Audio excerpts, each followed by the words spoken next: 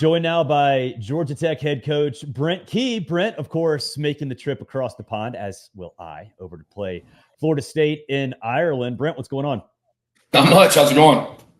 Doing well, doing well. So, first of all, let's talk about this game. Unique experience, obviously, going across the pond to take on Florida State in a conference game, no less. So there's a lot of different little angles to this that are very interesting. I guess first things first, what does this stage sort of mean for you and the development and the foundation you're trying to still build for your program? Yeah, I mean, it's anytime you get to open up the season with the defending conference champs, league play right out of the gate. In a game that is on a stage that a lot of people are going to see. It's a good opportunity, first off, to see where we are as a football team. And I mean, no different than any other coach in the country would say.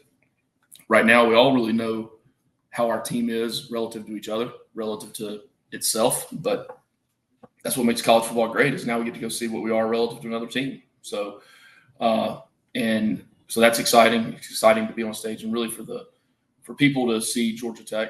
Not just Georgia Tech football, but also Georgia Tech, and exciting for the alumni and the fans, the kids to be able to, play in a different part of the world. And then really for the game of football, just continue to create exposure for the game of American football internationally. It is unique. So I guess, I know coaches are all, and players too, are always like focus on the next play, focus on the next snap, control all the controllables, all that stuff. But how much of the talk, and it's true. I mean, that's how you guys think. I mean, it's not coach speak. It's actually how you guys operate. Right. But you're the first person that's actually recognized that and admitted that it's not coach speak. That really is how you guys are all wired. So I appreciate it's the truth. It's the truth. Like I can sit here and complain like, Brent's not going to give me anything because he's only focused on the next play. It's like, well, yeah, that's your job, right? That's what you're supposed to do. That's refreshing, bro. I appreciate that. I appreciate the compliment. But, this is sort of out there, obviously, going to Ireland. What has been the talk, around fall camp, just with the experience and the buildup that the players are feeling about an experience that a lot of them will never experience again? No, it's really most of those things really fall on the ops, the administration, the people that are planning everything and doing the details.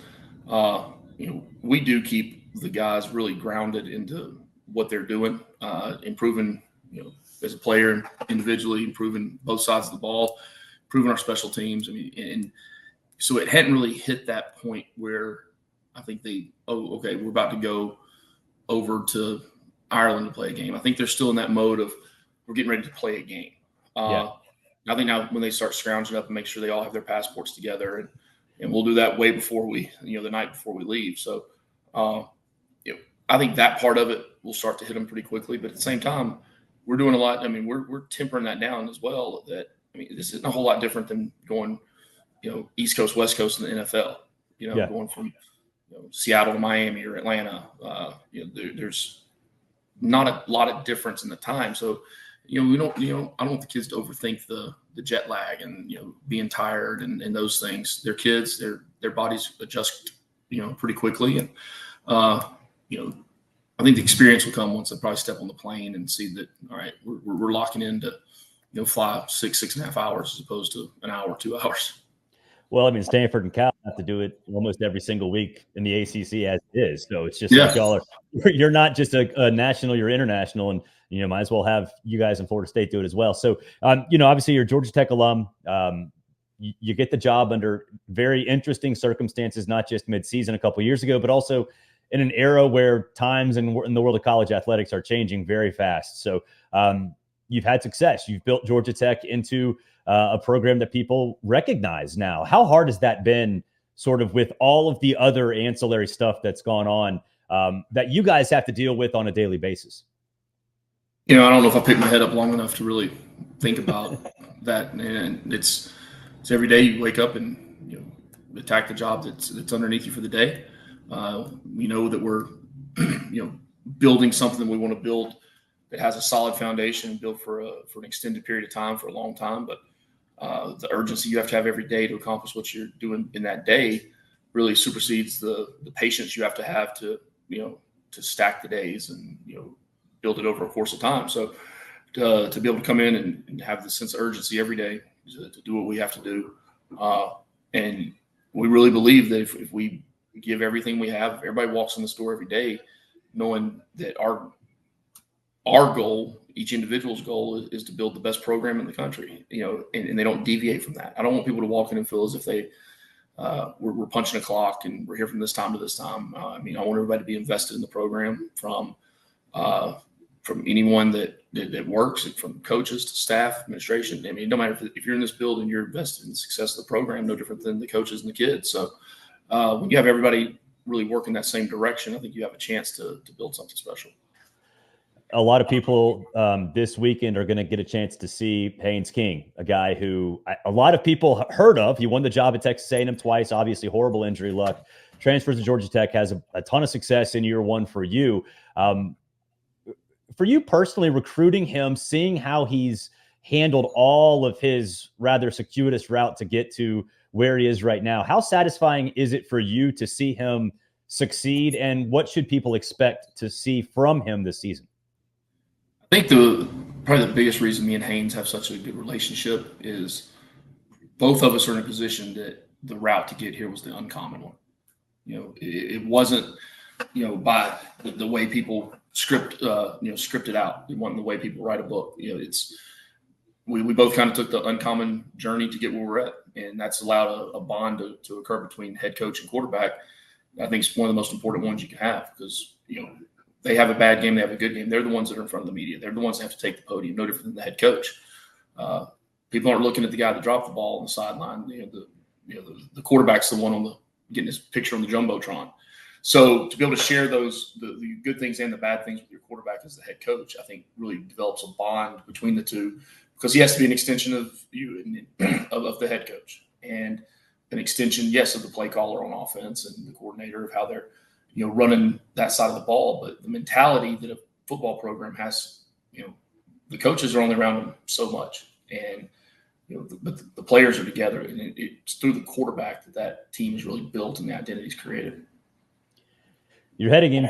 You've had 2 full off seasons now, as the head coach, and offensively, you return a ton. I know offensive line wise, that's you take some pride in how those players played, and you got some experience up there. You got a 1,000-yard back coming back. So, what were some of the tweaks and things you tried to focus on in terms of keeping this offense fresh and building upon what you already have?